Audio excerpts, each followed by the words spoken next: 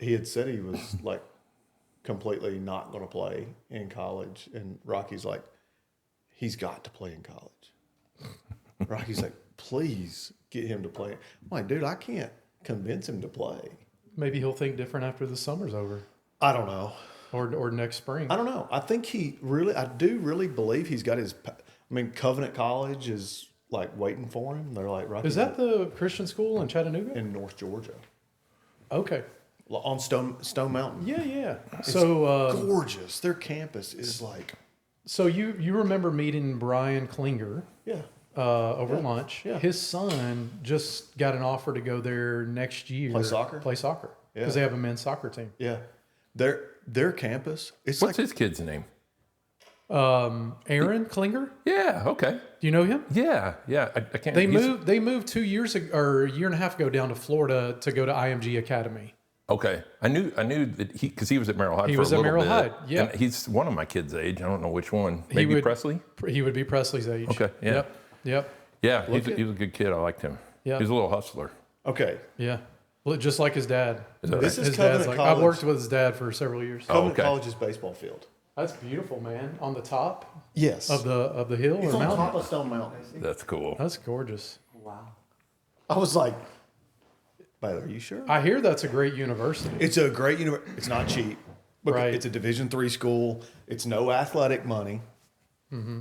It's all academic money, but they find academic. Okay. Yeah. If you're one of those dudes and they want you, they're going to figure it out. Yeah. Rocky said that it's easier to get a full scholarship at a Division III school than it is a Division II or I school. Even partial. Because they figure out the They academics. just figure it out. Yeah. Their endowments are usually pretty decent. Yeah. I had. I'm a finder of money. Yeah. Historically. Yeah. When I went to school, Figure out how to get it. I had like the bare minimum ACT score at the time. You guys are younger than me, but it maxed out at 33 when I was in high school. Yeah. And I got a 26. 36 now, right? Yeah, it's 36 now. And so I got a 26 on the ACT. Well, the first half of that was, I go out on Friday night, I do my thing. Yeah. Not exactly, weren't your prepped. Mensa student here, I'm not going to lie about it, but go out to do what kids do on Friday nights. Just a normal day, wake up in the morning, probably half hungover, go take the ACT, 26. Okay. Yeah. All right. Yeah. I'm not impressed with myself. It's not an impressive number. I'm just middle of the road. All right. It's okay. Yeah. And at the time, it was 18 to get into most schools. Mm-hmm. So I'm like, all right, I'll get in somewhere. Yeah. And I was getting recruited a little bit here and there, but Football guy? Yeah. The meathead comes through, doesn't it? Well, that's my waifish figure. you don't I was give going to off say tennis, man. you don't give I off did play tennis gymnast for 2 years. you don't give off gymnast vibes. No, not at all. Maybe gymnast Horse setup jockey, guy. you don't give off jockey vibes. No. NASCAR driver, you don't give off those I could see vibes. you being the cheerleader guy too, man. If I would have known better, Preach, brother. That's right. I was like, ugh, all the things that you wish you knew. They tried to get Heather to do that.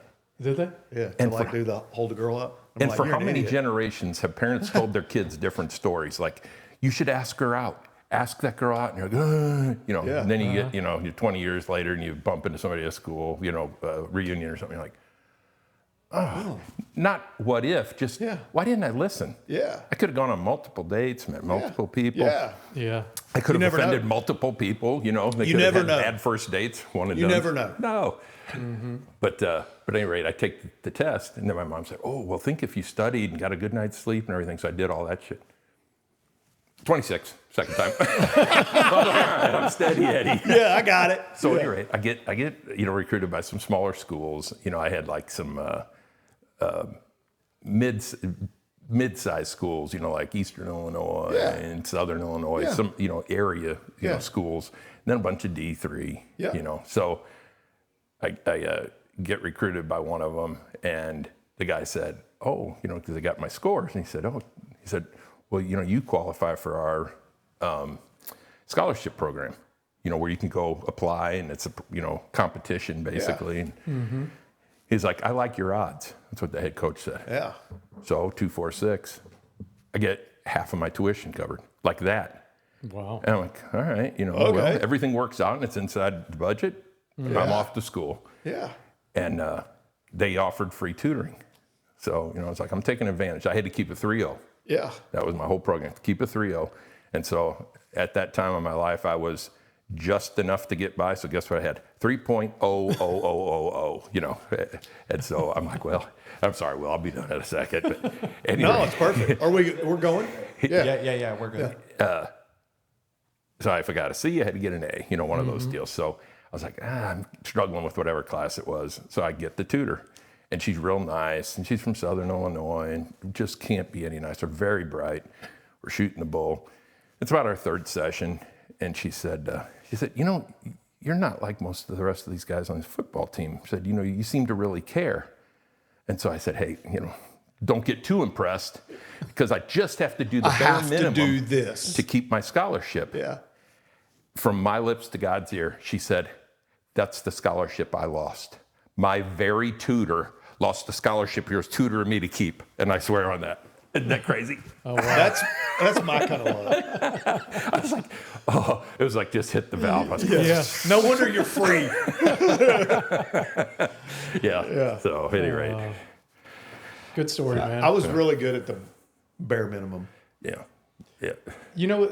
My daughter, it's funny because she's trying to keep a 4.0, but she's like very strategic in it. And I'm like, I was never like that back in high school.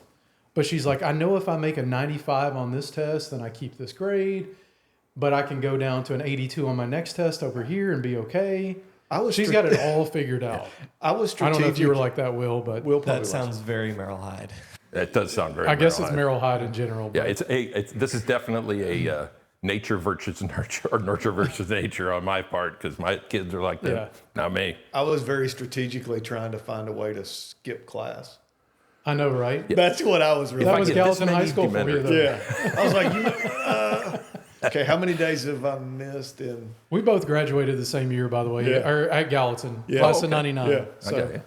not in Gallatin, sure I'm you turned were off. trying to figure out how you could skip the next day. What could I avoid What could I avoid? Yeah. without getting in trouble?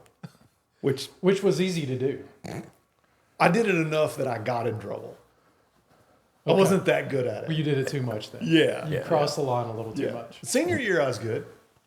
Junior Okay. year, not so They let you go a little bit more your senior year. I Junior think. year, not so much. Yeah. Well, let's get started with the Yeah. podcast, guys. Yeah, when you talk about bare minimum, now the perfect segue to sales. Yeah, that's right. That's true. That's very true. We'll talk about that a little bit. Figure out how to get by. So today, guys, we have John Altepeter here. He's our guest. Thank you for coming, John. Thank you, Yeah. guys. I'm Jason, your co-host. I'm Chad, still. Chad, thank you for joining the NexGen podcast. So today we're going to talk a little bit about sales to leadership, right? Corporate to small business. Yeah.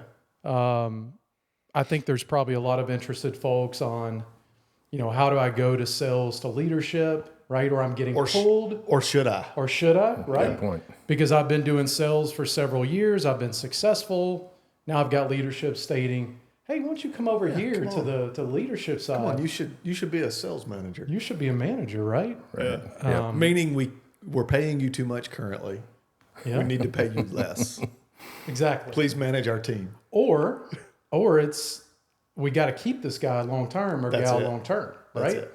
They're good. They're We gotta paint a successful. bigger We like picture. them. Yeah. Right. That's right. Let's put them on the path of where we're going to keep them progressing with the company. That's right. Right. So John, you've been a sales guy for a lot of your life, right? Yep, you can say old timer. Yeah, but yeah, right out of school. I went to school for graduated with marketing and marketing research. Believe it or not, I liked everything about marketing, and somehow I honed in on the one numbers part of marketing, which I hated. Finance. I told everybody that ever interviewed me is that I cheated in accounting, econ, and finance. Now let's start the interview. Yeah. And I was like, Just let's, so let's, you know. let's get this out there. If you're asking me to dissect the P&L, wrong guy. Probably not the guy. Nope. Okay. Nope. So you went to school for marketing, but that transitioned really to sales for you. Yep. So there was I graduated in '92 from Murray State, And I was coming out, there was a recession in 91 and nobody is hiring.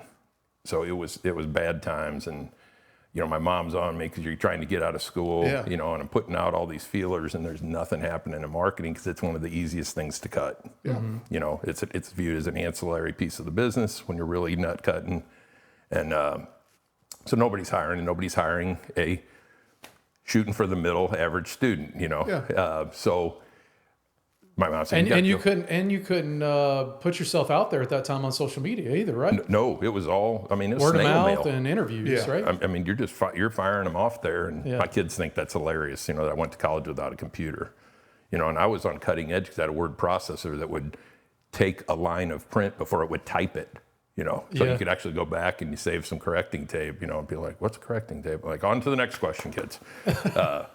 So my mom was on me and said, hey, you know, why don't you guys, you need to go and talk to the guidance department because they'll help you, you know, hone in on what you need to be looking at and all this stuff. And basically they said, there's not a lot of people hiring.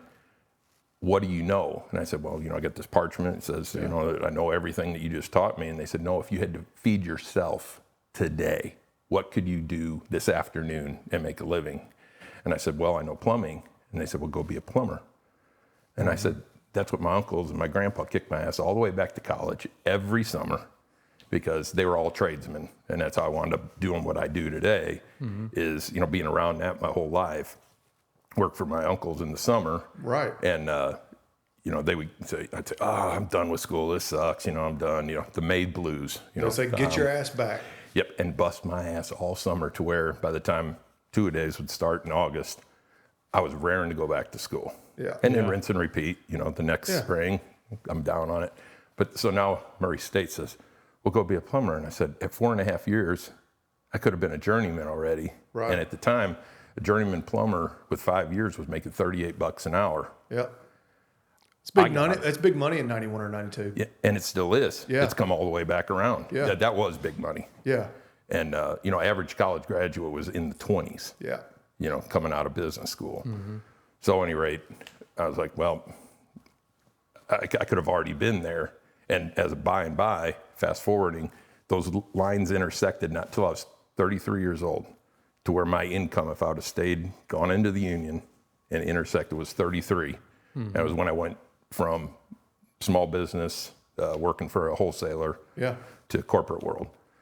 But so you started out in small business, then what corporate world? so I was, the end of the story was, didn't know what to do. There were two companies in the entire plumbing industry that I could ferret out from, you know, networking with my uncle and said, you might as well throw your resume at them and prepare to just stay in school because there's nothing to do.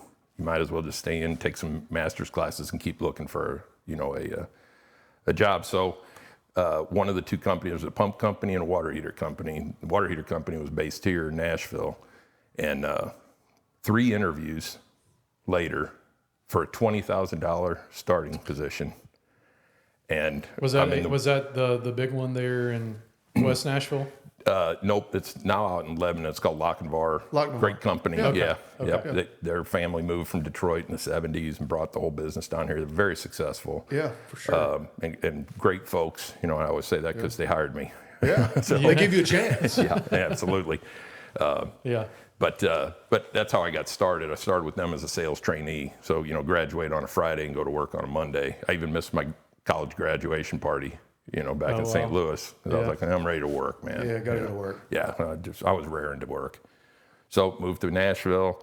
They shipped me to Chicago and put me in a district sales position. So I covered half the city of Chicago and then out west, kind of northern Illinois band. And it was great, you know, and they gave me the big bump, brought me in and said, you're going to Chicago, you're going to get, you know, this big raise. We're taking you to 22,000, maybe in change. I don't remember exactly. And I remember doing the math going, I'm paying for a 1-bedroom apartment off of Briley Parkway. I'm paying $385 a month and barely getting by.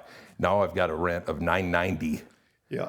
And you gave me $2,000. I'm no road scholar, but I know this math doesn't work. It's costing me money to get promoted. It just cost me money to get promoted. But it is a good genesis for motivating you to. But you had a commission compensation plan, right? Yeah, but it was real small. They were real heavy. Mostly salary based. Yes, Okay. lucky me, right? Yeah. So anyway, I did that for a couple of years, and it taught me some real good blocking and tackling. I think that helps me today because when you don't have emails to lean back on, you don't have social media, you know, that aforementioned word processor was getting a workout because every call that I made got a formal business letter on letterhead in an envelope with a business card. And I think inadvertently, it built the rationale and the strategy of get those logos out there. Pound people with your logo. Let them see your logo. Always leave something behind. You know, I tell outside sales guys, even if you get rejected at the front door, have information prepared to leave behind. Even if the guy that gets it or lady takes it and throws it straight in the trash can, there's about 3 seconds of impression. Yeah, somebody saw going it. straight into the trash can, but you were there. Well, and it's there. and it's your face too, right? Like you took the time to go. Yeah, and for me, I have to overcome this. Yeah, you and me both. Get out of here. Yeah. So, Chad's the best looking guy on camera. yeah, the freaking the Ken doll, playing modest. Okay. We just met, by the way. You know, I find it interesting, John, that you talk about walking in the door and leaving your stuff behind. That's a lost art. I mean, in today's day and age, how many salespeople are confident and comfortable walking in a door and just introducing themselves and leaving something? I mean, it's probably not many. It's like probably 1%. Well, or you know, less. even us who did, Jason and I are, I guess, basically a generation behind. Like it's 1 10-year period behind you, right, in the sales world. That was a big decade. And well, when we started, I tell everybody that Verizon Wireless for me was like my college. Neither one of us have a 4-year degree, but that opportunity that I had there was like this trial by fire, learn. And we had to, email was kind of new, when we started. So there was a lot of that go and pound the pavement and go, see somebody face to face. You weren't closing deals via email at that day and age at that time. And now, I mean, there's times where we'll close a deal or work on a project and sometimes never meet face to face. Yeah. So that's probably half. Yeah. Right. It's kind of a lost art to, I mean, we all see it. You sit down at a restaurant and how many man and woman are on a date and they never look at each other. Right. They're sitting there looking at their phone, and that's like, you want to talk about my pet peeves? That's one of them. Yep. Like, sit down, put your technology away, and have a conversation. And that's part of what you were doing. Let's try something new. And I actually had this, I'm skipping forward a little bit, on my storyline, which is probably good for you guys. But I had a sales guy that was probably roughly your age that started with me, and he was in my corporate world. We left and kind of I'll talk about that later, but I bring one guy with me. Yeah. So 2 of us start the business, and I said, listen, here's what we're going to do. We're going to do this. We're going to work from 8 to 5 minimum, 7 to 5. And he said, immediately said, nobody around here works till 5. And I said, BS, we're going to find those people because they're out there. Yeah. They're grabbing the ring. We're finding them. And he said, man, people are just not at work after 4.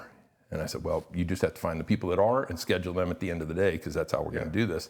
And I said, every time that we meet with somebody, we got, old-fashioned note cards and say, you're going to write hey, thanks for taking the time with me. We're going to put it in an envelope. We're going to put them, we're going to write it by hand, stick it in mail. It's old school 1990s crap.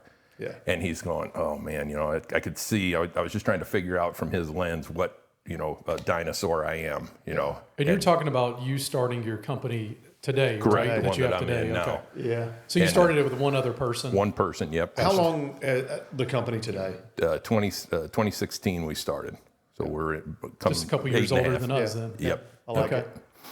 And you got in at a good time, right? Before the boom of the construction industry, the building. Yeah, well, here we were already. It was already kind of already booming. it's been rolling for a long time. And before 08, 09, I mean, that was craziness. Yeah, that would have been a tough time to absorb the losses of 08, 09. Yeah. Mm-hmm. But I told him all this old school stuff, and we talked about paper clipping your, note to a piece of literature with a handwritten, piece on scratch pad that says, hey, you know what, sorry I missed you, but, and the impressions and all this stuff. Yeah, me and Chad have talked about that recently. We had another guest on that mentioned it a few weeks ago. And I think in today's age where everything is so robotic, AI based on emailing and response, I think in order to stand out, you have to do some of those things, right? Maybe you need to do the thank you letters, right? Be a little more organic. And take people out to lunch, right? The old school ways of doing things, That's right? exactly where I was going with this is what finally, I get a millennial to, click a light bulb on. He said, man, the dinosaurs got something. Yeah. And it wasn't because it's been consistently good way to go to market. Yeah. It's just what's old is new again. Yeah. It's been gone so long that now you stand out in a crowd by doing something different, which is less automated. Yep. Just for a little bit, we have to embrace, automation and, electronics and technology and everything, obviously.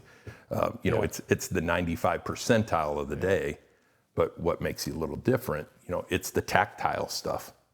So I always buy, I always joke and say, this is my cheap Chinese tchotchke of the year. We'll do like, a little pocket knife with our logo on it and, keychains and mugs and just different crap to leave behind. Yeah. And it's just that impression of something tactile that people just don't get as much as they used to. Yeah. Yeah. So for sure. So I think there's a hook to that that's, kind of maybe a light bulb moment for folks that are, a little bit younger than me, but even for guys my age that just forgot and said, it's just so easy to send a text or an email that we're losing this. And I don't know if we'll ever get it back. We were joking before. No, but we can fight for it. Yep. And again, it makes you different. Even if it's a no, hey, you want to go to the CMA Fest with me? You want to go to a hockey game? Well, I can't.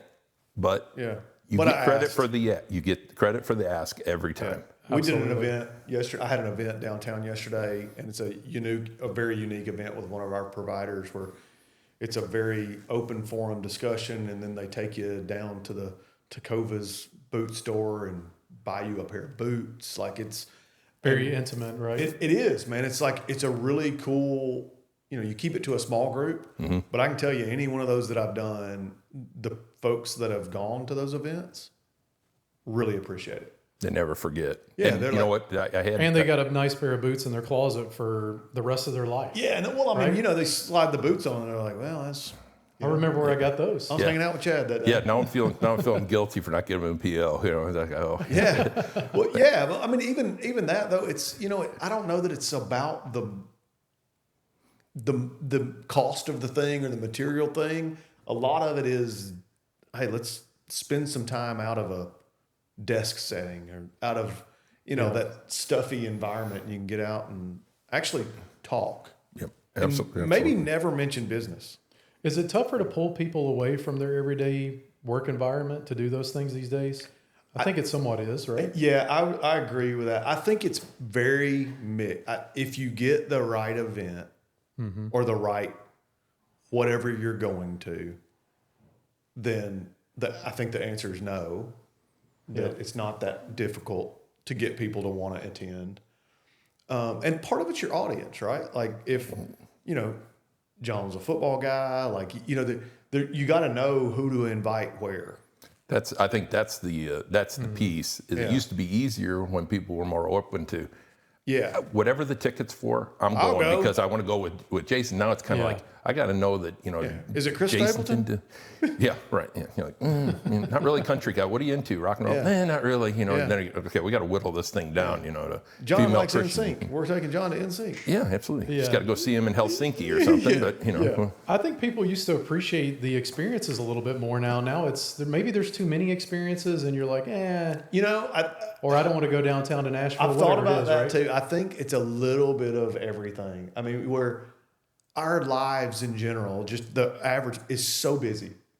You got kids, your kids are doing this, your kids are doing that. It's almost like, I struggle with it. Too busy of lifestyles. Yeah. Yeah. It's the lifestyle thing. Or if it's like, hey, do I want to devote this time to my family? Or do I want to devote this time to 3 hours with the NexGen guys? So you got to make it, I almost think it's easier to go during work hours than it is after hours. I think you're right. It I is. agree. So whatever the event is, Because people can get time away from work easily. if it's a long lunch or, you know, a breakfast or whatever, that I think we're more successful getting somebody to do that than you are. Like, we've got great soccer tickets. Jason got the best soccer tickets known to man. And sometimes it's hard to get somebody to go there because it's after hours. Yeah. And you're pulling them away from whatever family time they've got. Yeah. Yep. Yeah. So you almost have to make it a family event for them. Yeah. Yeah, which then, you know, adds the complexity and the cost. Yep. Because you're trying to, you know, get the best bang for the buck. Yes. But sometimes I think we've been really successful by saying, hey, we've got these 4 tickets. We don't have to go with you. Take your family. Right. You got a wife and 2 kids. Yeah. You Let's guys link back are- up in a couple of weeks and talk. Yeah, I'll check back up with you. And I think some of those have been even better than us going because they can go treat their family to something. Yeah. They remember who provided that experience. So Otherwise, it feels like work to them. Yeah. Yeah. I got to keep this person entertained, or Yep. we got to talk. And yeah, I really don't want to. It's talk to work. this guy. Yeah, Yep. it's Right. work. So let's talk a little bit about the corporate world to small business. You mentioned you worked corporate for a while, right? I think all of us here have. Yeah, My thought is, as a young person coming out of college or a 20-year-old, I think it's a good thing to do too. work for a corporation, to get the training, right? To get the bumps and the bruises, to learn. You mentioned learning on the Yeah. job. yeah, Right? They're gonna take you through these sales trainings. You're gonna have a demanding quota. You're gonna have to work 8 to 5 or more, right? You're gonna be required to do X amount of work. yeah, And it's a good teaching platform, I think, to learn a lot about business. The other thing is that's where you develop and build relationships a lot of times for the first time, right? yeah. It's typically a bigger team. A bigger team, right? Yeah. So I personally think it's good to get your feet wet in the corporate world as a young person, whether it's sales or whatever, but take that knowledge, right, and eventually transition Yeah, maybe into a small business environment or your own company, right? yeah, And I feel like the 15, 20 years in the corporate world for me, I wouldn't be where I'm at today without that experience. I agree with that 100%. I think I used to always say, on kind of to piggyback on that I wish that every young person had to work for, like, in retail or a restaurant setting. Fast food, restaurant, go whatever. be a teller at a bank. Like, and I'm not saying for 10 years, but it should be a requirement that you have to go deal with folks. And I think that's part of the corporate world. Even if you're going and working at, ChickfilA for 2 years while you're in high school, it is the corporate world, right? It's a bigger team. Then it's also you're dealing with people that maybe you don't want to have to deal with, but you're going to have to deal with them. So all that stuff to me it's good. Well, and I think that it's a great point because, it's imprinting on us as younger people, and for right, wrong, or indifferent, we've probably lost some degree of that, with expectations on kids. Every dollar you give to the kid, they don't have to earn is a lost imprint and a lost opportunity to help develop who you are. But, I think there's 2 things that, at an early age, to your point, Chad, that it hits is it shows you, hey, you know what? This isn't mommy and daddy. I can go home and whine about my coach, in sports. I can whine about my boss at ChickfilA, wherever I happen to be. I'm not picking on ChickfilA, We but keep going there. Yeah, that's Yeah. like We love Chick-fil-A. it's like the one that we keep. I know I saw one of your blips the other day, and it was, "What's the best chicken sandwich?" I was like, "All right, I'm intrigued. Let's watch." Yeah, I'm here. I like chicken. But I think that it's a part of a bigger picture, and it speaks to time served in corporate America, whether That's it's right. end of career or beginning. Because I think I've seen people transition Go both the other ways. way. Yeah, people Yeah. start small and they aspire to get to the big picture. Or I think they're that- acquired. Good point. Yeah. All of a Yeah. sudden, well, we used to do it this way. Well, you used to not be owned by a conglomerate. Yeah. Hey, that's how it is. But I think that it helps when we're young to know that this is kind of how the world operates. It's not all going to be rosy. No. Right. You know, and because it helps you understand and appreciate the down days. You know, and it's not. And sure. I think if we did a better job as, you know, parents, frankly, moving younger people through the system and giving them a better grounding when they're younger, we wouldn't have this, I'm coming to work for you for an average of 2.2 years. Yeah. Where you get just to the point, you know, whether you're a big corporation or Where you've small, made a breakthrough. the cost is high until you hit some curve, you know, like in our industry in plumbing and heating, the wholesale distributors, it's about 22 to 24 months before they figure you're actually earning how much you owe me. Yeah. That's a huge number. Yeah. And if, you know, 20 years ago, that led to a 10 to 20 year career, it's the best investment you can make. You'd pile cash on that. Yeah. If you got a whole generation that's saying, hey, I'm kind of restless at 2.5, 3 years, makes it tough to do exactly what, you know, the rising generation's looking for, which is invest in me. Show me you care. Do all this stuff for me. Yep. But I have no tying arrangement with you to stay around and make it worth my time and money. You know, so there's a bigger gamble today, I think, in hiring folks. That's maybe why customer service has gone out the window a lot in sales worlds and corporations. Probably right? because it's revolving. Revolving door, right? They don't think they're going to hold on to somebody for more than 2 years. That's one of our conversation points that we have with when we sit down with a new client is that, you know, Jason and I both carried the bag for corporate America and we're not there anymore, right? Like we're here. We don't have this revolving door.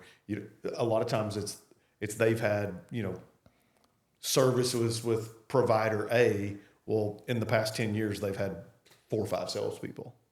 And they're like, you mean y'all are just going to be there? And you're like, yeah, that's the plan.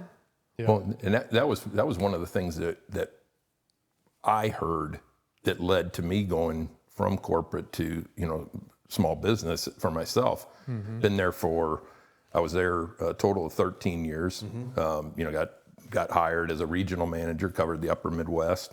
And they moved me down here to Nashville. It was company headquarters and kind of do like a national sales manager position. I had 9 direct reports at one point spanning the United States for regional guys. It was awesome, and started with 3 holes, including the one I just created. So but it was great. It was really good experience. It was another great, you know, stepping stone.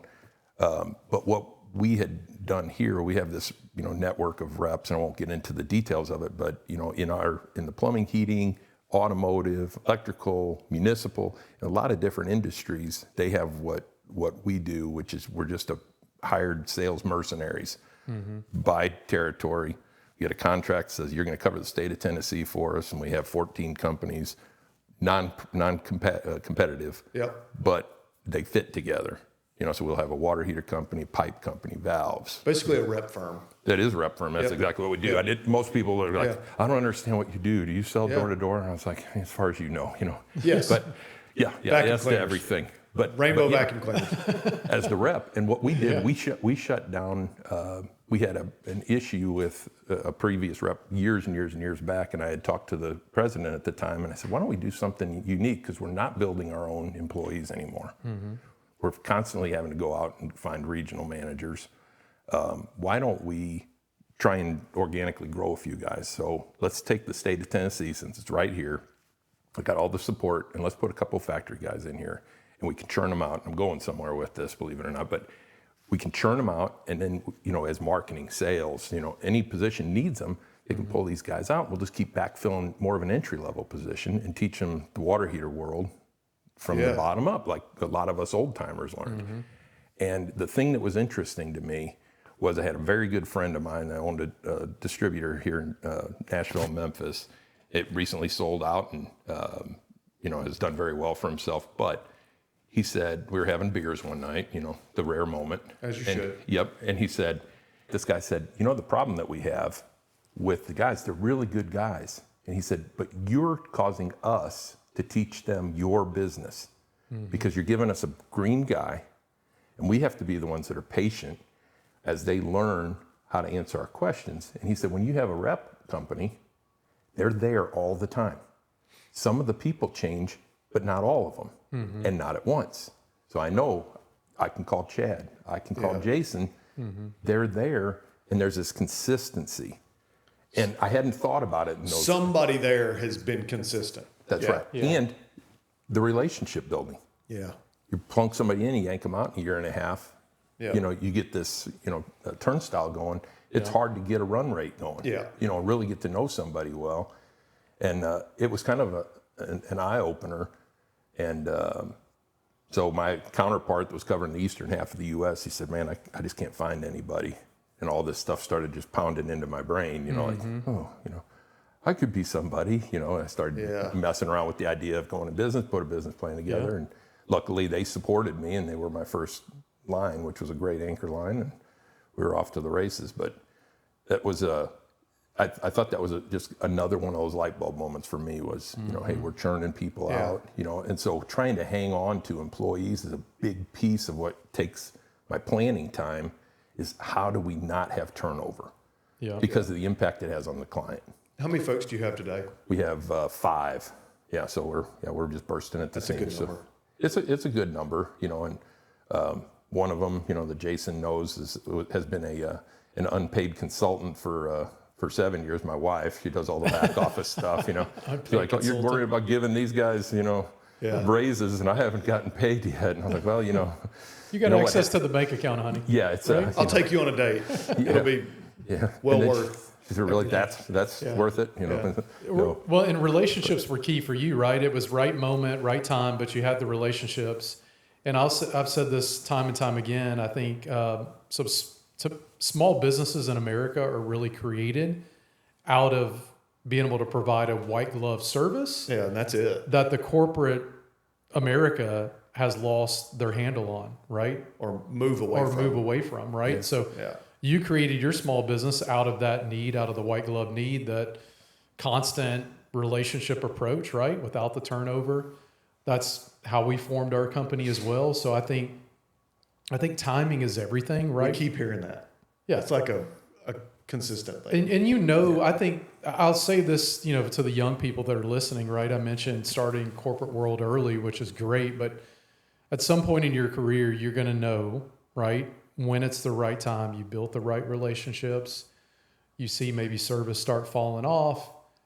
You start thinking about, well, I could do this, right? I could do it myself. I could do it myself, or I could go work for this guy over here that I know that's doing it the right way.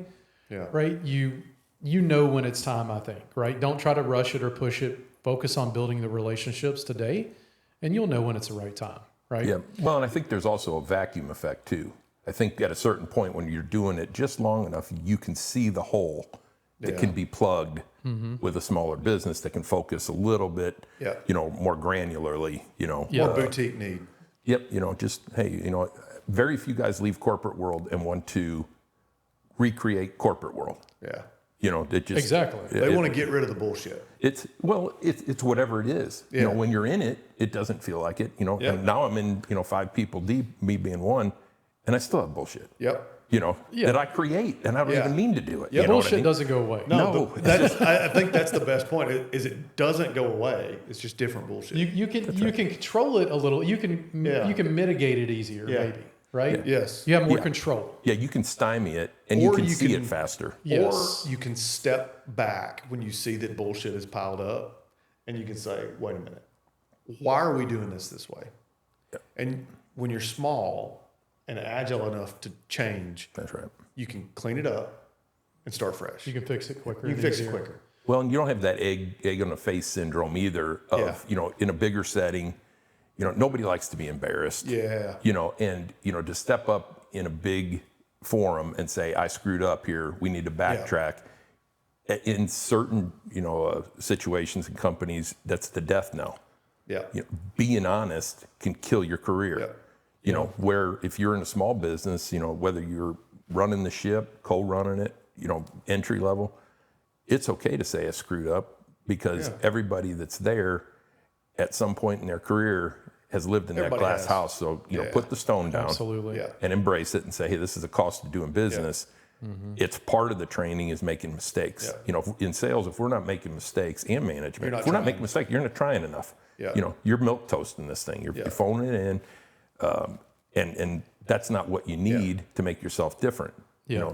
That's what happens when people are worried about their jobs and saying the wrong thing, and they know what in a perfect environment they would say or do, but they hold back a little bit because there are too many stakeholders above me that can impact my world and my life and my income today. So. And you're worried about more. Worried about different. I wouldn't say worried about more, but in the corporate environment, you're maybe worried about different things. Yep. Well, and I don't know what you experienced, Jason, but I used to look at our reps when I was in corporate world. I'm just on. I'm 3 layers down from where I was. Which was a different thing because you have to learn now. I'm working in the same food chain, but I need to respect the chain of command that's there because I expected it when I was here.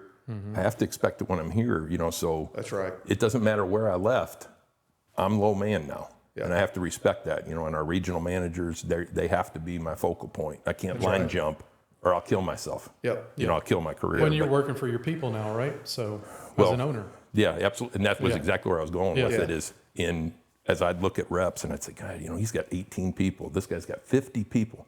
I said, that's got to be incredible pressure for you as an individual. Just thinking about, I've got 50 people, that translates to, 200 people are counting on me to make good decisions so I meet payroll every day.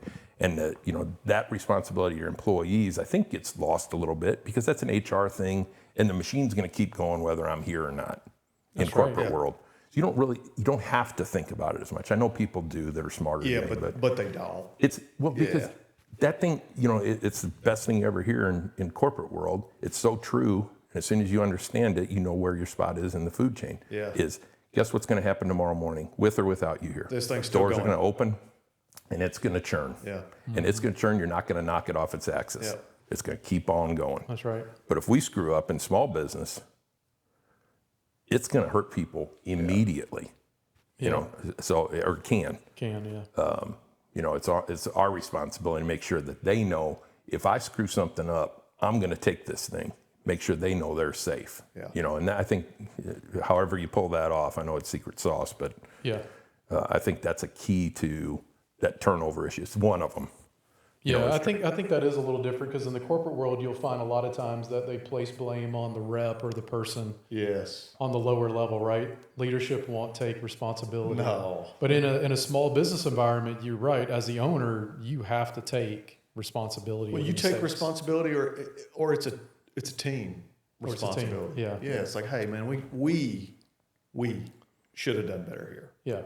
Well, and I think when you do compare and contrast with corporate America and small business, I think one of the things that you say you shouldn't go through life with regrets. Well, I think that's horseshit. Personally, I think regrets help build us who we are. And one of the things that I regret was not spending more time because I did it more consciously now in a small environment, and probably not great. I probably got to say the sales guys that have been with me or are with me, I probably go, you still suck at that. They'd be like, but trying to use the I when there's blame to take, and the we when there's credit to take. You say that, and we hear that like the regret. I have regret for doing it this way or doing it that way, or maybe I wish I could have changed this. But I always look at there's no like real roadmap for life. You only get one. So you're to your point, you're gonna make mistakes, and you should make mistakes.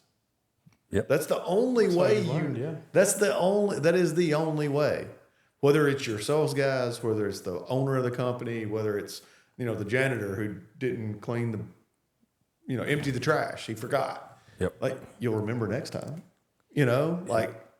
Well, and I think one of the big lessons that I picked up was and passed on because I was like, I had I'll back up just a second. I had one of those regional managers I mentioned before. He's a great guy, but he was almost too conscientious and it froze him. He had analysis paralysis. As a sales guy, that's just a death knell. Go to finance, they love that stuff over there. But in sales, you cannot sit there and overanalyze because you miss your opportunity. And so one year in his development plan, I said, I need you to, somehow I got to figure out how to quantify this, but I need you to make 5% of your decisions are mistakes and bad decisions. Because I need you moving faster and not worrying about it because I want you to make mistakes. Yeah. The key, whether it's big business, small business, I think is don't be afraid to make a mistake. Don't make the same mistake multiple times. There you go. Because that's what costs you. One time, it can be expensive. There's very few one-time mistakes that'll cost you a job if it doesn't involve an ethical breach or something, morality issue, something like that. Right. You're stealing from me, it'll be the one time I have a smile on my face when I fire somebody. Otherwise, that should be a tough day. Yeah. Yeah. And since we've all made mistakes, it's if you can have, an ounce of empathy in your, style, you're going to go, okay, listen, let's move forward. They're beating themselves up more than you could possibly beat them up, if they give, two shits. So, so I think that's a big piece is, embrace failure, is a big piece. And, I think when you take that leap, at least from either direction, corporate world to small or small business to corporate world, you're taking the opportunity to have some failure. Yeah. Hey, if you go from small business to, corporate America and you think speaking frank is what gets her done, It's probably not going to. You're gonna find out quick. There's probably all not kinds going of to. different personalities, and you've got to mitigate all of them and figure them out. And you're swimming through the water. And the same thing with when you start out going from corporate to small business is what translates, what best practices translate, and what are things that are just minutia that you're used to doing. Reports or whatever. TPS reports. TPS report, 3 different ways. oh my God, that TPS report is exactly, if anybody knows that reference, Yes. you know exactly what you want to avoid when you are running a small business. Yes. Because you're surrounded by some degree of that. And it was all started, somebody just didn't cock this stuff up to say, how can we get employees to waste time? Yeah. It had a meaning and it had a reason And then somebody it was using snowballs. it. And then it just turned into, why do we even do this report every month? And I don't know. Does anybody read them? It's because we've always done it that way. Always done it that way. Yeah. There should be a hat with that on it. Yeah. Because we've always done it that way. Yeah. Chad, you mentioned a little earlier about, kind of one of the prerequisites of a young individual is maybe working at a restaurant. Yeah. I think that everybody should learn how to sell. That's, and you kind of think about, In some capacity. in some capacity, right? They should maybe be a server for a while or learn how to deal with people in general, right? But I think having, not everybody is comfortable being a salesperson, right? But I think having sales experience, whether or not you enjoy it or not, is a good building block I into think a so. career. It's, right? even to that degree. And the world, and I'll say again, the world needs more and better salespeople, Yes. right? There's way too many people in sales that aren't good at sales. I agree, Jason. Well, and we mentioned that earlier about sales to sales management. Whether it's a shove or it's a walk to it because I want to go or I'm being pushed. I think there's no magical elixir or rubber stamp for a good salesperson because if you've been around it enough, you've met introverted sales guys that kill it, salespeople. You've seen guys that can talk to a stranger that can't sell crap. Yep. And everybody go, oh, you got the gift of gab, probably be a great sales guy. No, Not necessarily. you might be a liability to me if you're sitting there talking about crap and you're wasting the customer's time because you're so self-enamored with what you have to say Yeah. that you're not listening to what they're trying to tell you. Exactly. Got to be a good listener. That's a great point. I think that's one of the biggest keys to being a great salesperson is being a great listener, right?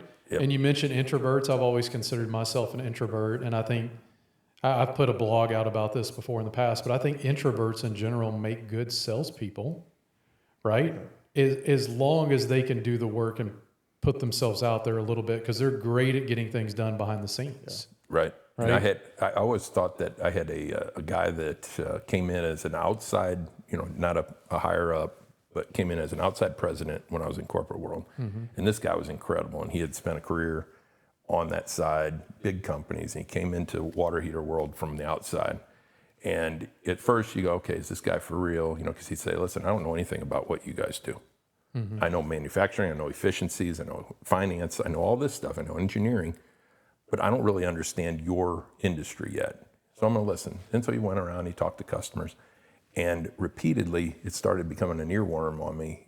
The customers, reps, vendors, anybody that was interacting with this guy would say, man, I love this guy. He is such a great listener. And it caused me to say, oh, man, I'd love for somebody to say that about me someday. They won't.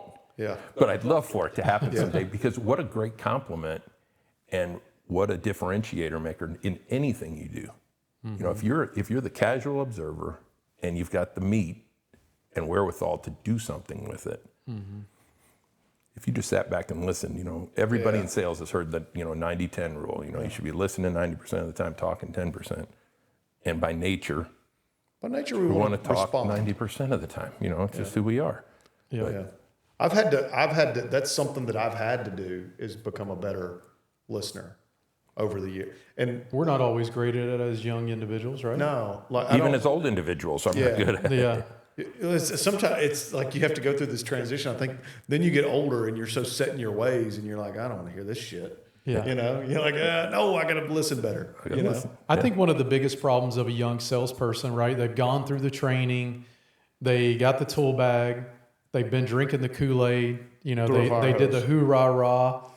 They're going out to the field, they're selling, they're super excited, right? But all they're doing is pushing their product. Mm-hmm. All they're doing is talking about their product. And what they're missing is the listening part. Listening.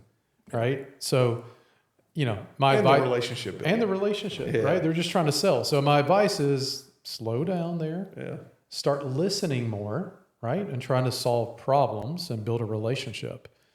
And I think that's the key to becoming a good, successful salesperson at a younger age, right? The sooner you can get to that mark, there's always the percentages, right? If I knock on 100 doors and I might get 20 sales out of the 100, right? Doing it my way. But I think to have a more fulfilled career, build the relationship, listen, right? And you probably are going to have repeat customers at that point in time. Right, and which is what you want. You want the long game of repeat customers. That's right. And as an early career professional, as a transplant, from corporate to small business, it is about the numbers at a certain point, because you've got to get out there. Mm-hmm. Customers aren't going to flood to you. No, I haven't found the vacuum yet. I guess Elon Musk found one for a couple of years. Product. and a ton of cash to burn through. Your burn rate needs to be heavy. Stanley's at Christmas. Yeah, right. Yeah, exactly. Right. It's a once in a lifetime. Now they're on the shelf for $4. But you're like, well, but I think cool for a minute. That's right. But I think throwing the numbers at it leads to the wins that lead to the relationships, because the time. The time quotient is there. Mm-hmm. Taking the time, that there was a term that I keyed in on a few years ago, and it was consultative selling. It wasn't this, I'm transactionally selling, I'm trying to get just this order out of you, and you hate to disparage, because salespeople get disparaged on all the time. Yeah. Mm-hmm. You're the used car salesman. I thought, man, there's probably some really good folks sell cars. I think the same thing. There's some good dudes selling cars. But the reason they've gotten the moniker around their neck is because of transactional selling. That's right. This guy's probably maybe going to buy 1 or 2 cars from me. Yep. And they're too short-sighted on the transaction to think about, this guy could tell 20 people if he has a great experience. Yeah. So mired in the tunnel vision of the transaction that you miss the opportunity to say, we might not be a good fit for you.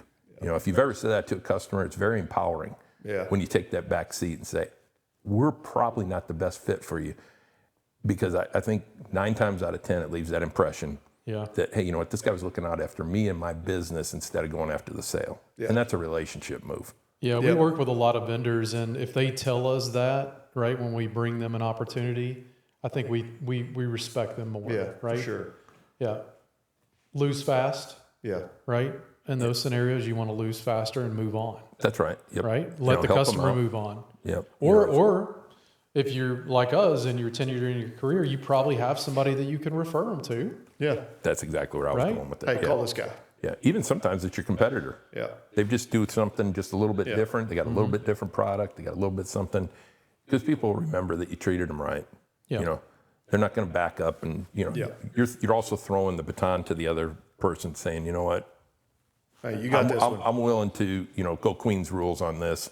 with you. I'm going to throw you, a contact that could leave me for good, but I like my chances. Yeah. Every good salesperson, I think, has a network, a Rolodex built of referral partners, right?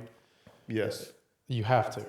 And you're building that based on who you trust and know and maybe who you're going to get referrals back from, right? Yeah. I mean, that's the goal. Try to send them both ways. Send them both ways. So I think, as a young, successful salesperson, you should be building relationships, but with customers, at the same time, you've got to build a strong referral network.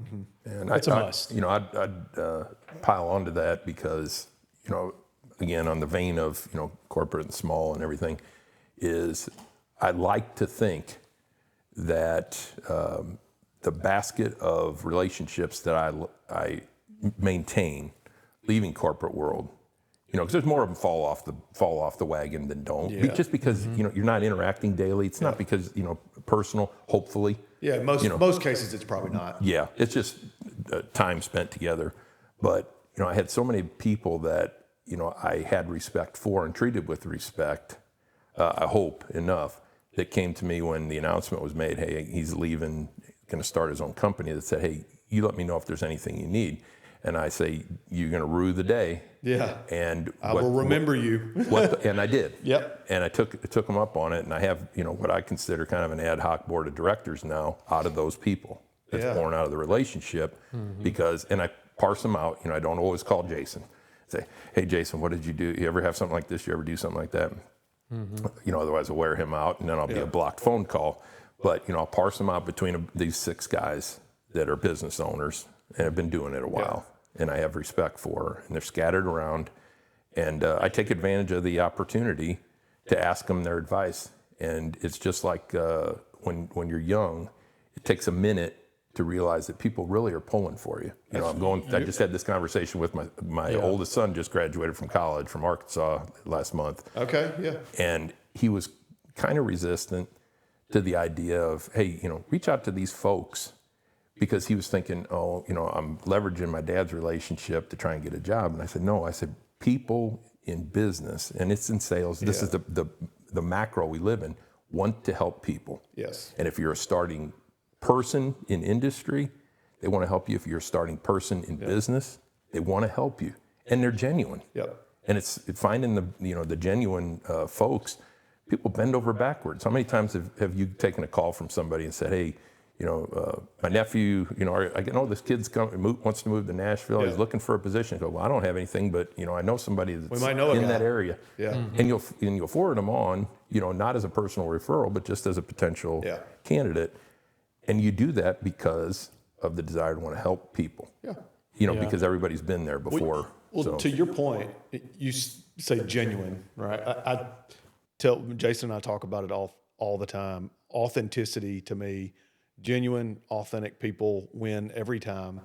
To your point, when you're telling your son or giving your son the directive to go, hey, talk to these people that I know, those people want to help you. They want to help your son because you've treated them right and they know you're genuine and you're authentic. So his son's got to be some of that, We say that all the time. The key there as well is just asking. Yeah, just ask. Right, you just got to ask. You never know. Yeah. Yep. And it's keeping building your network. You were talking about the network. That can start very early in life. It could be that 15-year-old that's working at ChickfilA. Yes. Fast forward 7 years, they're getting out of college and maybe they went to school for hospitality. Who maybe knows? They didn't. Who knows who went through the drive-through? Good point. Absolutely. It could be anybody that went through the drive-through and they remember them. You're never too young to make a good first impression. No, right? I'm big on please look somebody in the eyes. Please, thank you. Shake the person's hand. Like, just be genuine. Blocking and tackling. It's give a damn is free. You wake up every morning and regardless of what people think, you choose your mood. That's a fact. Make today a good day. It's easy to do. It's so much easier to be in a good mood and to be nice than it is to walk around with just sour on your face. So I would prefer happy over all that. And that was one of my drivers at 45 years old to shift gears. Yeah. was not because I was unhappy. It was, I thought, am I going to be a miserable SOB when I'm 65, 67? Am I going to be part of the problem because I'm not taking care today? You know, do I have 20 years left in my tank to where I can still be potentially a positive influence on people and a positive resource for the company I work for? Yep. And That's good. at a certain point, you know, I had trouble seeing that horizon line in myself, not in the company I worked for. You know, they were great. I told everybody that. My oldest daughter went to work for the company I left. That's cool. And I'm proud of her. She did it on her own. you know. I told her after I found out, and I got a phone call or a text, of course, you know, from a 30-something manager that was, and she said, why didn't you tell me that Callie was interviewing for our marketing position? And I texted right back and said, because you just informed me. Yeah. You know, and Because I did not know. and so when she told me, I said, hey, heard you applied out at A.O. Smith. She said, yeah, I did. You know, I just didn't want you to make any phone calls, talk me out of it. Whatever you were going to do, I didn't want to do it. Yeah. And I said, Callie, you got that job in spite of me, I guarantee. That's cool. You know, you had to overcome the hurdles that I threw in front of you. Yes. For my tenure. So, I like that. Yeah. So Chad, when do we think the right time is to move from sales to leadership? Is there a right time? That's like a big, expensive question. I don't know. I don't know that there is a right. It's individual. I mean, there could be somebody out there today that is the greatest salesperson ever who has no business going into leadership. There could also be the flip side of that somebody is just a terrible salesperson. I mean, look at football coaches in the NFL. There's this trend. How many football coaches in the NFL today were great Successful football players? Right. Not very few. Very few, if any. Yeah. Yep. Very few, if any. I heard Bobby Harbaugh. Knight one time he said, you know, the problem that we have is we take some of our best coaches, we're managers of men. Yeah. We're not coaching anything. We're trying to manage personalities at a high level. And who do we have teaching our kids fundamentals? Yep. Whoever will sit on the bench, you know, and can get there for practice. You know, he said we kind of got an inverse relationship.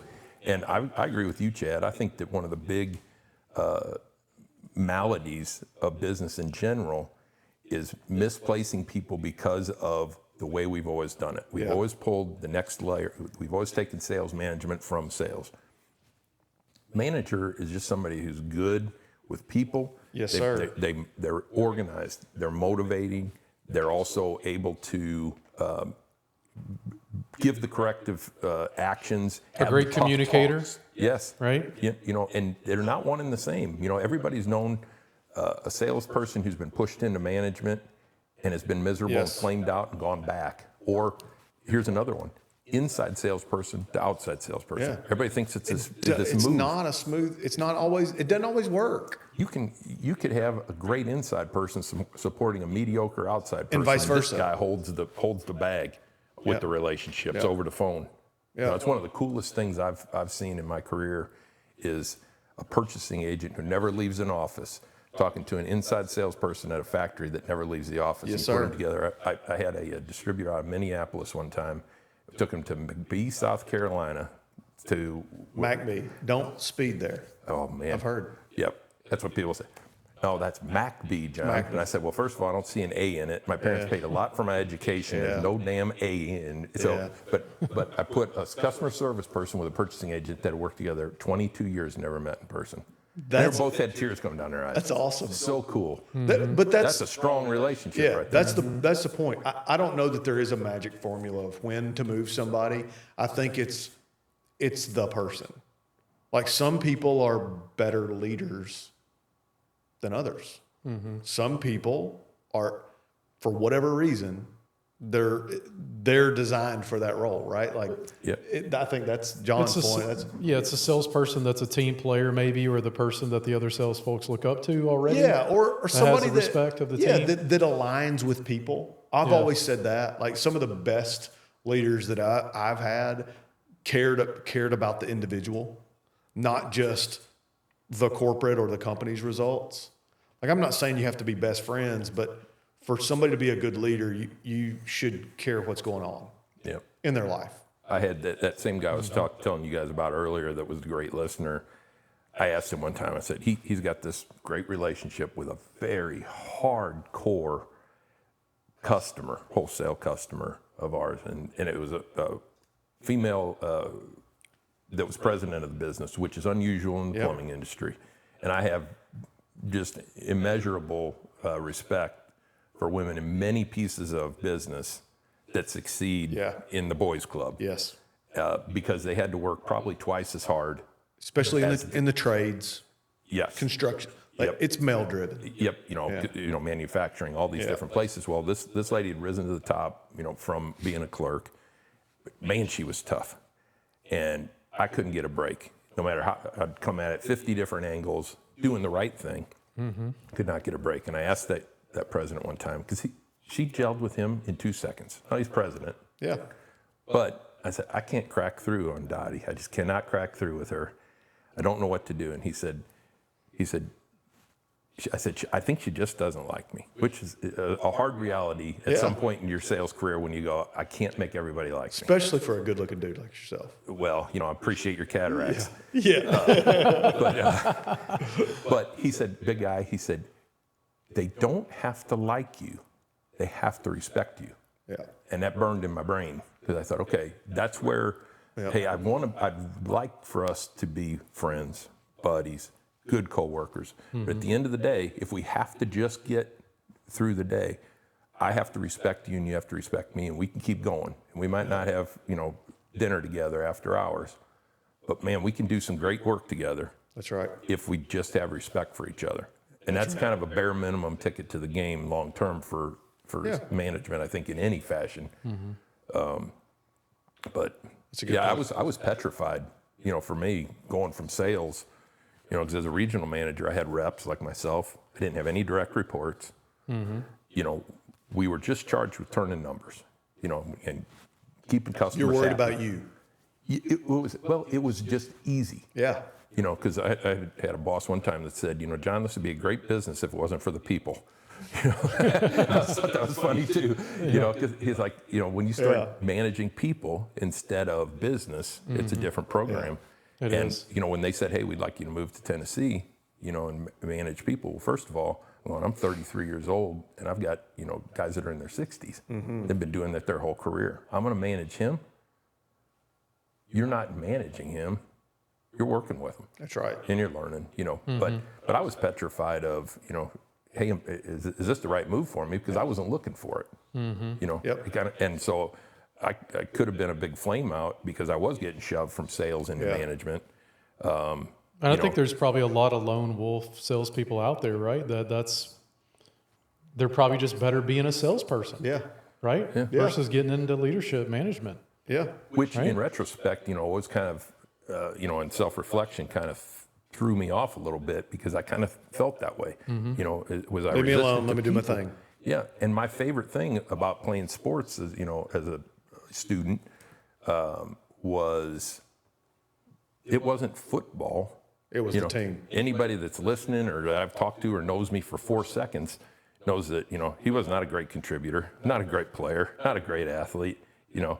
But in my favorite, you know, things to remember from college and high school was not games and not downs. You know, I talk to guys and they go, oh man, you know, remember that third down play and blah, blah, blah. And I go, no. And they'll go, yeah, oh God, it was awesome. And I go, oh, was that the time that we snuck out and went to that biker bar? You know, we're supposed to after lights out. And that was it. Oh yeah, it was awesome. Yeah, that was awesome. But what I found in myself, and I think people find, is I like to be on a team more than the sport itself. And so I think that harkens to sales and management. For sure. You know, if you're really cut out for it, your thing is, I want to be a team member. I don't necessarily have to be the all-star athlete. Yeah. You know, I don't have to be the guy that's in accolades because, you know, it takes a little while and everybody has that moment. But when you find out the best managers are the ones that are elevating everybody around them. Yeah. If you're elevating everybody else and you're the crux underneath it, you may never get your day. Yeah. Yeah. But your reward is watching people flourish. And I think it's just back to everything we've been talking about. It's golden rule stuff. treating people the way you want to be treated, whether it's a customer, employee, family. It doesn't matter who it is. Yeah. The golden rule is the golden rule for a reason. Yeah, you hit on culture a little bit too, right? I think you got to want to be part of the team because of the culture that's around the team, surrounding the team, right? Oh, yeah. And, the day-to-day work stuff is what it is, but we remember the times as a team that we get together and do fun things and have a good time. So it builds those relationships that make you feel like you're part of something. Like our podcast. Me and Jason get to sit in here and shoot the shit for an hour once a week. Yeah. Yep. Absolutely. Solving world hunger, knocking it out one podcast at a time. No, he makes me hungry because it's around lunchtime? Yeah. Well, it kind of forces a hard stop on you at some point. So when the microphones are overcoming the belly roll. Yeah. I get, bellies are starting to rumble. The mics pick it up. Yeah. I'm like, all right, look, dude, hour. It's been an hour. Let's do our thing. Well, you guys still have metabolisms, so you have to feed the machine. I don't know, I'm just man. fat guy, Hey, we've been talking about plumbers a little bit today. Is it okay if I tell you guys a joke? Hit it. 100%. I got a little dad joke for you guys today. Okay. Yep. What can a professional poker player and a plumber both agree upon? A flush is a great thing. A royal flush, yes, is better than a full house. I like it. Nicely done. It had to be somewhere there. Yeah. It had to be somewhere there. We're flushing. Exactly. Yeah. So I think, moving on past, sales to leadership, right? It maybe is not the right time for everybody to move into leadership. No. Right. But I think, but it's okay. I think the big thing is you have to be ready to build and lead a team if you're going to go into leadership. Right. And I think you got to sit back and ask yourself, do you have those traits? Yeah. And do you want? Is that what you want to do? Yeah. Do you want a title? Or do you want the role? Because all of a sudden you're going to get into that leadership role, and what comes next? Well, your superior, or if you're a business owner, you're going to have to find and bring people on the team, right? You're going to have to hire and build a team. Yeah. And is that in you, right? Because that's tough. That's hard, right? Yep. Well, and you said is it the title? Is it the title you want? Met somebody there. Is it the title you want or the role you want? That's right. Yeah. And it's do you want the Salesman of the Year award hanging on the wall, or do you want the cash in the bank where nobody knows? You know which one I want? Both. Cash. Oh, yeah. I'm cash all the time. Yeah, I could care less about straight the cash, award. homie. Yeah, straight cash. Yeah, my first job, when I mentioned I was up in Chicago, I'm a young kid, and they had Salesman of the Year, and at one point some manager said something to me. He said, "Man, you could be up for Salesman of the Year." Crystal. The big group of guys, and more, much better, and they were probably just full of shit. They were just, fluffing me. Yeah. But I said, well, just pass this on up the channel, that if it comes down to me and somebody else, because it was like, you got a ring or a watch or something and $1,000. And I said, give him the watch and the plaque. I'll take the $1,000. You never even have to say it. Yeah. Plop them on up. I said, I'm awesome with that. I've always been that guy. It's what makes the world go round. I don't need the $26 plaque. Could you give me a gift card to dinner instead? Yeah. You won a President's Club here recently. What do you think about President's Club trips, like the full trip where everything's taken care of? Is that still the best way to reward your top salespeople in 2024? Or just cash? I think yes and no. It's $10,000 for the trip. Do you want $10,000 or do you want the trip? So I think the trip does one. So I think yes and no. The trip is cool because it forces that person to take time off and with their spouse or significant other, whatever. And it puts them around other successful people, which I think is good. I don't love that part. You don't love that part? Mm-mm. No. To me, vacation and the reward of vacation, or the reward of that trip, is the reward in itself.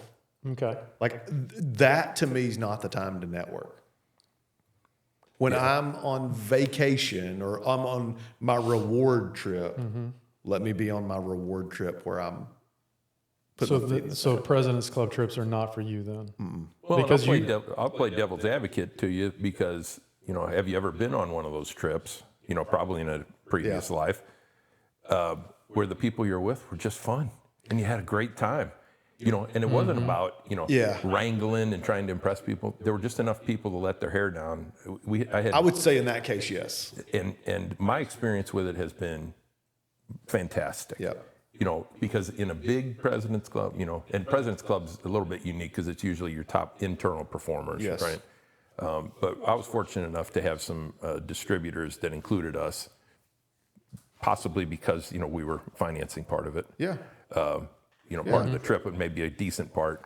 But, I also like to think it's because they go, you know what, here's somebody who will mesh in that environment and not make it work. Yeah. He's a corporate guy who can leave corporate in Tennessee and fly down and just enjoy each other's company as individuals. And in that case, those were some of the best trips that I've ever had. And one of the things that my lovely bride laments upon the missing link in small business that we had there was, we got to meet so many cool people. And because we'd meet cool people, we get to repeat. Yeah. And then we're building relationships. I'm with you there. Yeah. If it's and you like to hope that you're not in a culture where it's political hacks getting together with their wives and they're angling and there's a lot of angling and BS going on. You're like, hey, is this Wolf of Wall Street or is this, NexGen or A6 sales? Hey, come on, let's calm ourselves down here. We talked about introvert, extrovert earlier. I'm probably, people will hear this and be like, there's no way. I'm probably the most introverted extrovert there is. I don't like big groups. I don't like crowds. So all that kind of stuff, I'm a very small group type person. When I go do something, I want like my people and my pack. Yeah. Does that make sense? Yeah, yeah. Mm-hmm. So like that kind of, I would consider you that way, but you're really good in front of a lot of people at the same time. I appreciate that. Yeah. Well, I think there's a lot of people with that. You're not searching out the big group, but when you're in it, you can thrive. Yeah, yes. I try to avoid it like the plague. Like I don't want a big group. That you do. Yeah, I do. I mean, it's just maybe a little bit of that is due to your career, right? You're in sales. You're talking all the time. Probably, right? And it's probably part of it is corporate America where I had to do it so much. Yeah, yeah. Like there was a lot of it's fortunate. There's a lot of those moments where you did a president's cabinet or like all those things, and it's like, man, I'm in a different season in my life now. Yeah. I don't. I'm good. Been there, done that. I'm good. My version of that was, especially when I was in my previous life, I was pretty much traveling Monday to Friday. Yeah. And I was covering Michigan, Mississippi, all the way to the West Coast. I had that half of the huge US. territory. Yeah, it was big.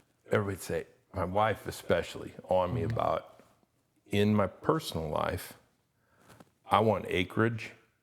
I want to, on Saturdays, my idea of a good time isn't going golfing with the guys. My idea is going out on a tractor and cutting down trees and putting stuff in the bucket and burning crap and just hunting alone time.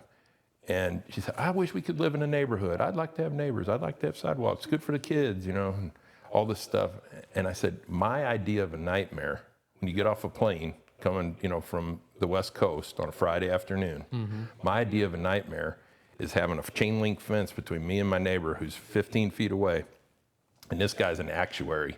And he's been cloistered from people for 40 hours of his business week. And he wants to hang out. And he's leaning on the fence. He's going, hey, John, what are you doing? How about the weather? How about these Cubs? What do you think about this? And I was like, oh, my God. Here's my idea of a great neighbor at a half an acre away. Keep at him waving.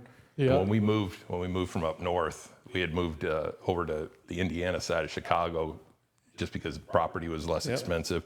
And a little bird told me, which I won't dive in on, a little bird told me yesterday, he said, whatever you do, don't get Chad started on politics because he loves it and you'll never get out of here. So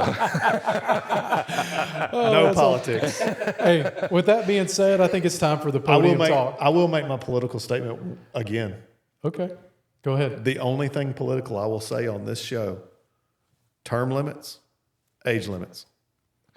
If you qualify for Social Security, you should not be in office of any kind. That's all I got to say. Okay. Don't you think the first kind of leads to the second, though. If you had term limits, I'd agree with you. I 100%. think number one thing wrong with Washington is term limits. Yeah. Why is it good for the president and it's not good for Congress? Yeah, get it done. Why aren't 3 guys like us? Yeah. Well, 2 guys like you. We need smart people in there.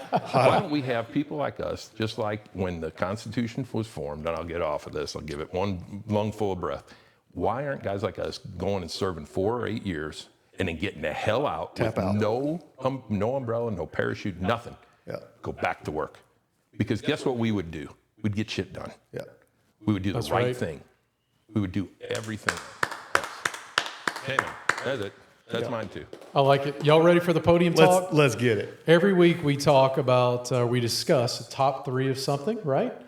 This week we're going to go to top 3 Little Debbie snacks. Yeah, baby. McKee Foods, Cleveland, Tennessee. Yep, Tennessee brand, right? Tennessee brand. I did not know that. Yeah. Yep. I'll be dang. Many years. So, John, we're going to go from 3, 2, 1. Okay. Okay, you'll do your third, second, first. Okay, so we'll start with you. Save the best for last. Okay. So your number 3 Little Debbie snack. Number 3 is going to be Nutty Bar. Yep. Ooh, I love those. Nutty Bar. That's a good one. This is so fun and so nostalgic. I know it takes me back to childhood. My brain's scrambling. I Yeah. can put $1 million deal together in this brain, and I'm scrambled for top 3. Which one goes first? But It's like picking a kid. Which one do I throw in the volleyball? There's so many. There's so many. I should have put the Little Debbie chart, the Final Four chart up on the TV. They made a Final Four chart. Chad showed me. Yeah, it was pretty awesome. Like it was Of like Little Debbie. the oatmeal cream pie versus the fudge round or whatever. Yeah, who makes it to the next round? Yeah. Kind of thing. Yeah. Number 3 for me, man, this is it's so hard because there's so many.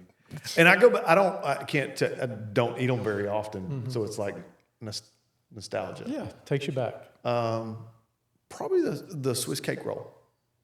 I like the Swiss The cake little roll. double pack. You felt like you're getting more bang for your buck because there's 2 of them. That's right. Oh, it's already over. Oh, no. Yeah, I got one more. 50% And the chocolate always falls off, and it was on the wrapper, and you had to like scrape it off. yeah. Your teeth. Stuck on your front tooth. Yeah, 100%. Swiss cake roll. Swiss cake. I like it, man. My number 3 is going to be holiday time, Christmas time. It's going to be the Christmas cake cookie. Is that what it's called? Cookie. Or the Christmas tree cake? The Christmas tree cake. Oh, Yeah. Yeah. So the I Christmas, can't believe it's number 3. the Christmas tree cake. Yeah. I think back to my childhood during that time. Like you got it in school or whatever, right? And it was, I loved it. Yep. That's my number 3 though. Great. No argument. Yeah. It's a good one. Good one. Yeah. What about you, John? Number 2. Number 2, Star Crunch. Oh, I knew somebody was going to pick Star Crunch. Have to. Yeah. It's got all the great things in it. Yeah. It's got a couple food groups. Yeah, and no telling what else is in it. But yeah, I mean, I like Star Crunch too. I don't know that there's one that I don't like. That I'm just like, oh, that one's terrible. Yeah, I'm holding off on my answer to that because I don't want to piss on your number 1. Yeah, it's not. You're not going to hate my number 1. Number 2 for me is a fudge round. Oh yeah. Ooh, Yeah, good fudge round's number 2. I forgot about those. I really like the big fudge round, but when I was little, I ate them. I ate healthy fudge rounds. I would eat a bite healthy fudge round. Well, I ate a bite of fudge round and a bite of banana.